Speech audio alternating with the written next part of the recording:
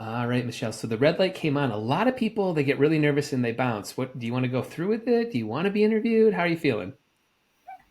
I actually do this all the time. So, Oh, yay! We got an expert, she said. All right. Well, we got that question out of the way. Why don't we go ahead and start with, one, who you are and what your company does? okay, my name is Michele Harrington, and I'm one of the founders of Thin Blue Wine. We are a winery located in Paso Robles that are kind of like our base or what we cater to is law enforcement, first responders, military. I'm a Marine Corps veteran, and my husband is a retired police officer. He was a police officer at Orange County Sheriff's for about 30 years. And when he retired, I had to find him another job because I was still working. So, wine has always been something that we love, and we ended up starting a business called Thin Blue Wine, and we've grown it, to about 10,000 customers, and it's just continually pushing forward and getting more customers, getting more club members. We did buy a vineyard, and we're building a tasting room. So Nice. it kind of started off as like small, tiny, just Hmm. something, buy bulk wine, have labels, and it ended up because I'm in real estate in my other job, I can't stand not buying real estate. So it just ended up morphing into this kind of like this monster. Yeah, So that's awesome. Well, having a lot of fun. let's talk a little bit about your background. I mean, you mentioned it just a minute ago, but maybe how does that influence sort of the brand's identity and your mission? Like, talk us a little bit about that. So yeah. So my background was I was in the military. I was in the Marine Corps, and definitely that's shaped a lot of like how I think and Hmm. my patriotism and my husband's patriotism too. We have a son that's in the Army, one that's in the Navy, one that's a police officer. So we have 5 kids altogether. So definitely like when we love to give back to that community, and I think that community is underserved, especially the police officer community, Hmm. because there's a lot of just kind of hate, and people that don't appreciate the things that they have to do every day. Yeah. So it was just when we decided to do wine. I'm a business owner before that. I've Hmm. been in real estate for 25 years and built real estate companies and sold my real estate company, helping somebody else build their real estate company. And but real estate's great. I mean, a wonderful business, an amazing business. The wine industry kind of gives us the opportunity to really have like a product and be in a different entrepreneurial area Sure. that I think very that is striving. I mean, the wine industry is a little down right now, as you've probably heard, but I think it's down because the brands are so watered down, Mm. and the stuff you get in the grocery store is so typical and kind of like not very good Yeah. either. If you want like a good bottle of wine, and you go to a boutique winery in Paso Robles or Mm. Napa Valley or Sonoma, and you go to a boutique winery, you're going to get really good wine. And that's kind of like what we strive. We always thought that if we couldn't sell it, we had to drink it. So we made sure all of our wine was quality, no chemicals, Hmm. naturally farmed. And it's been amazing. Yeah. And it's a great adventure. So I have never thought about having a winery, planted any seeds, have a tasting room. I've literally just drank it. What was step one in this origin story? Like, where is this, like, we can do this? I'm going to do this first. Like, I don't even know what the first step would be out of the gate. Yeah, so initially we started by buying bulk wine. So we would Mm. buy barrels of wine from wineries that were producing too much. Mm. And that was actually a really good business model. And I kind of like sometimes I'm like, why did I ever stop doing that? Because the profit margins are good in wine. I mean, Hmm. the bottles, you can make a bottle for, $5 to $8 and you sell it for 40 to sixty Yeah. dollars. The profit margins are great. So that was a good model. Then what, because I'm in real estate and I always am looking at real estate, I found a vineyard. I thought this could be really good. I didn't realize how expensive farming was. Like farming is very expensive, Mm. and crop production is expensive, so there was a little bit more to it than I thought. But the then you get to control your quality. Mm. So if you're buying bulk wine from whoever has bulk wine, it's Yeah. never going to be the same product. You have a harder time controlling the quality. So if you really want to grow, there's a couple of different ways to do it. There's, either contracting with one specific winery or having your own winery in your Yeah. own land. So we bought a vineyard. It was already planted. And we started farming it, and now building on it is kind of like the next step, because it is hard to sell. Right now we're all online. Yeah. So we built our customer base and everything like that online, with no tasting room, no grocery stores, no distribution. And we've got a really good following and a really great tribe, but it definitely needs a next step. So the next step is either go be in retail and try to find a distributor and go that way, or open a tasting room and, attract customers that way. And the tasting room, the thing I like about it is the margins are way better if you're going direct to consumer than they are in retail. Retail's challenging and the margins are slim. And then also the ancillary services you can have at a vineyard, like weddings and Airbnbs, and weddings are huge in Paso Robles, and the vineyard is beautiful. The views are amazing. So weddings will definitely be a moneymaker. Yeah. So it really did morph over time. I wasn't planning on, like doing this as much as I'm doing it, but kind of like once you get sucked in, how it is. Sucked in and you're like, hooked. Yeah. How'd I get here? I'm doing this now. Okay. Let's move over a little bit around, sort of values and missions. Obviously you guys are pretty outspoken about pro law enforcement and pro military patriotic. How do you sort of balance that, that identity, that the politics maybe behind that, and just the wine consumer in general? Like how do you sort of walk that balancing act? Yeah. So it is, I've had a lot of winery owners say, oh, you know what, you should be more like middle of the road, and, not, because you could be alienating certain people by being so pro law enforcement. And I kind of look at it like, no, if I don't want somebody who doesn't like cops. I don't want somebody who hates police officers I don't want them to be my customers. And, and I'm at the age where, I've been in business a long time. Like I understand walking the line, but I also think if you don't, stand for something, if you don't, end up like standing for something that's righteous. I mean, like police officers put their lives on the line every day to protect our communities. If you can't be like, at least like okay with somebody who does that, then I don't want to be, I don't want you at my winery. So I do think like and also the community we want to serve, we target market to police officers, families, retired cops, military, and we get much more of a kind of like a tribe. Like I said, it's the loyal following, as opposed to, J. Lore or, Mondavi or what. Not that they're not great, but they're just on the shelf. Blah, but they're just, they're just the same old. There's nothing special about that. And I think the riches are in the niches. You know what I mean? Like, I think if you can lean into a niche, you're going to be far more successful, even though you won't appeal to everybody, than you will if you just say, hey, Michele Harrington wine or Harrington wines. I mean, boring. It's just boring. I don't want to be boring. So I know that you guys have a really unique kind of donation system. Let's talk about that a little bit. What is it? How does it work? And who does it support?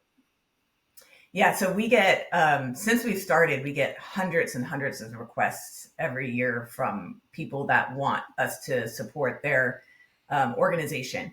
And we really leaned in hard to it when there was a female police officer. Her name was Ella French. She was killed in Chicago.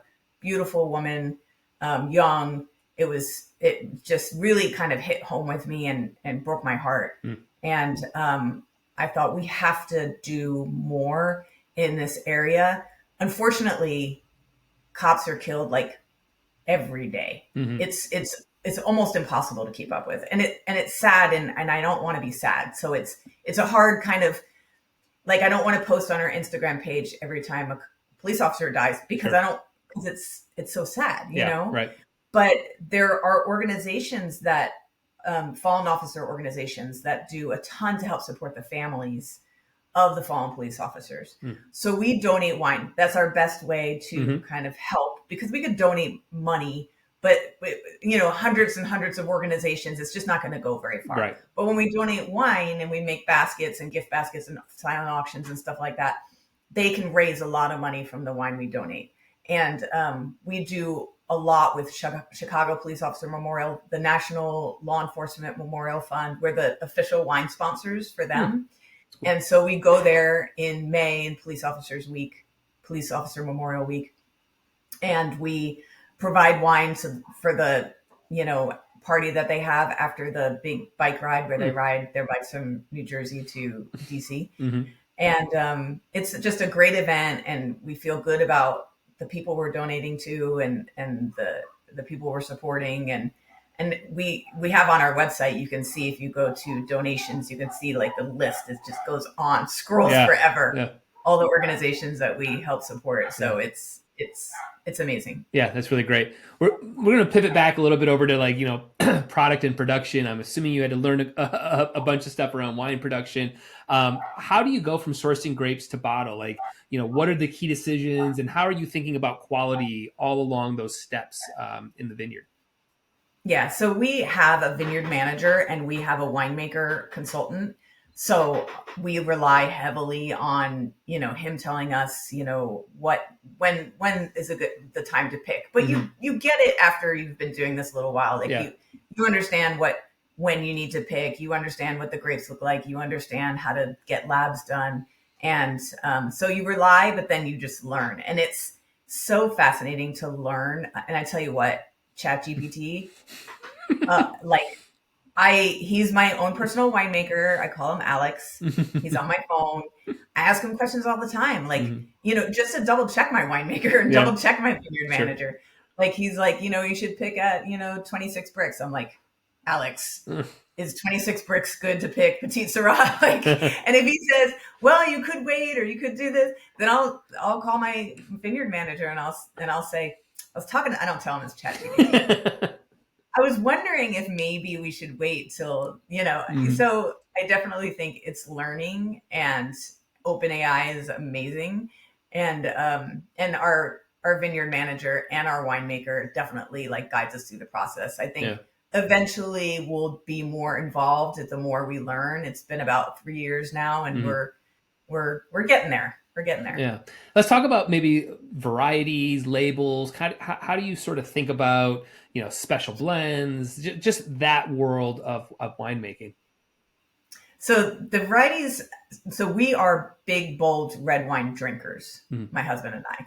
So we want to produce big, bold red wines. And Paso Robles is the bold red wine capital. So it is like Cabs, Petite Syrahs, Cab Francs, Syrahs, Tannats, and that's what we grow.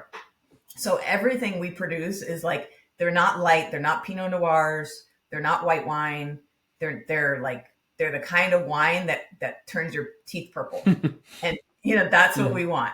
We want it like it's a steak wine, and because that's what I like, and like I said, if we can't sell it, we have to drink it. So we definitely produce those big, bold wines. And then the labels, that's the most fun of them all. We sit around, we drink wine, and we think of all the cool labels that we can come up with. So, we started with thin blue wine, then we did red wine and blue, and we did the Oath. We did 5150, which is radio code for crazy. We did... We have a new one coming out right now, FAFO. Fuck around and find out, it's the best label.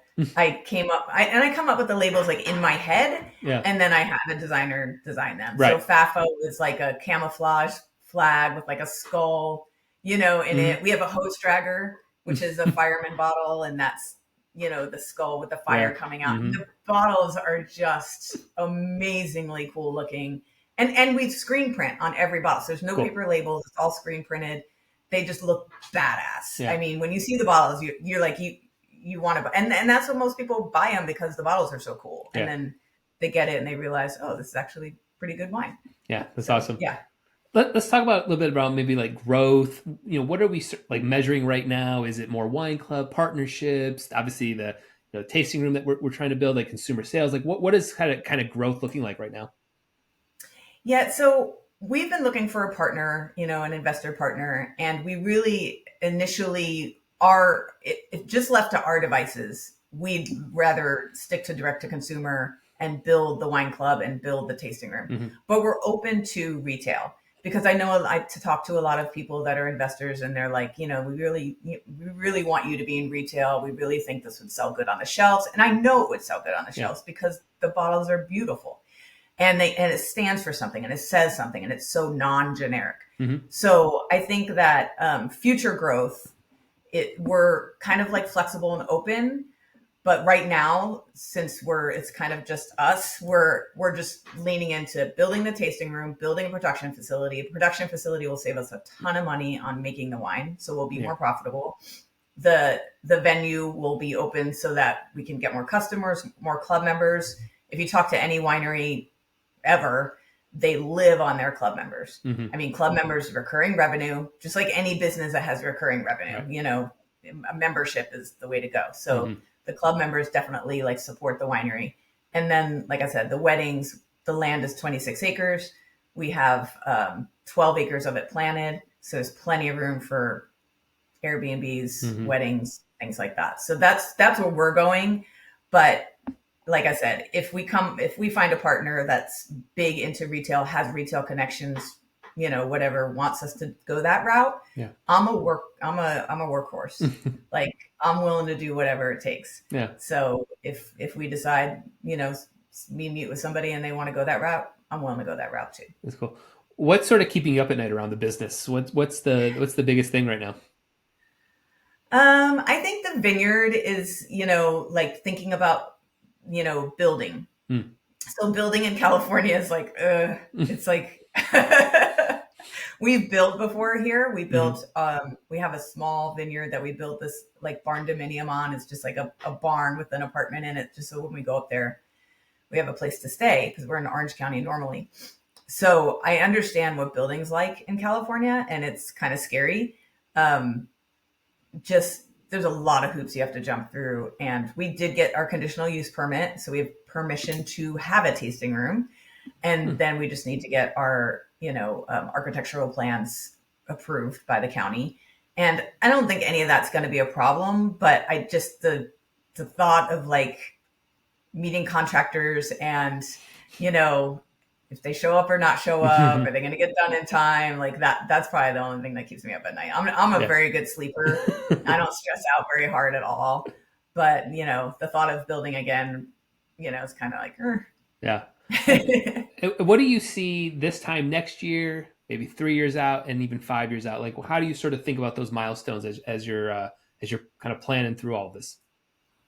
I think next year will be close to being built. Hmm.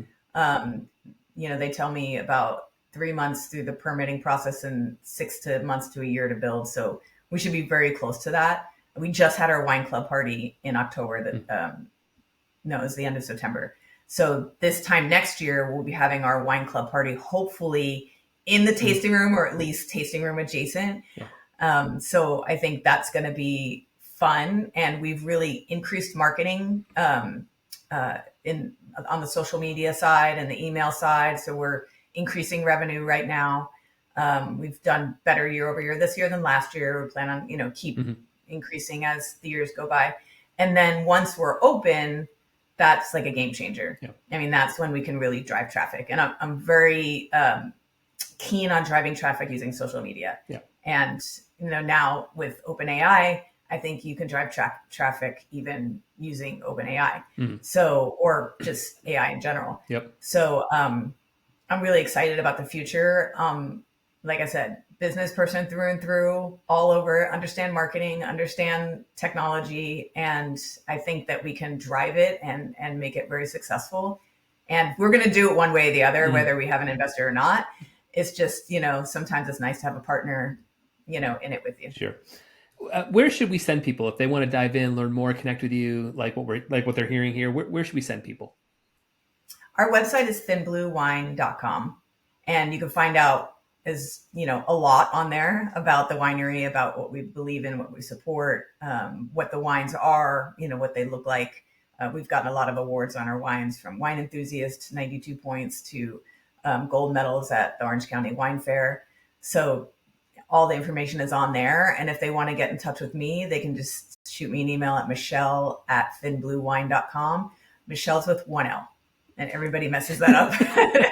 So michelle@finbluewine.com, and always happy to chat, talk to people that have questions and all that good stuff. That's awesome. Well, Michele, I appreciate you taking time out of your day. For my listeners out there, the dog said that's enough. But for all my listeners, I've known Michele now just under a year. I really enjoyed the project. My sister's a firefighter. She lives in this world too. So we had a lot in common there. And I just love what you're doing. And I think it's a really interesting philosophy around wine and your approach. So I wish you nothing but success. And for everybody out there listening, go to the show notes if you want to dive in more. I'll have links and the ability to click and go jump into their world. So really cool stuff. Michele, again, thank you so much for your time. I appreciate it. Thanks, Jeff. Thanks. Bye.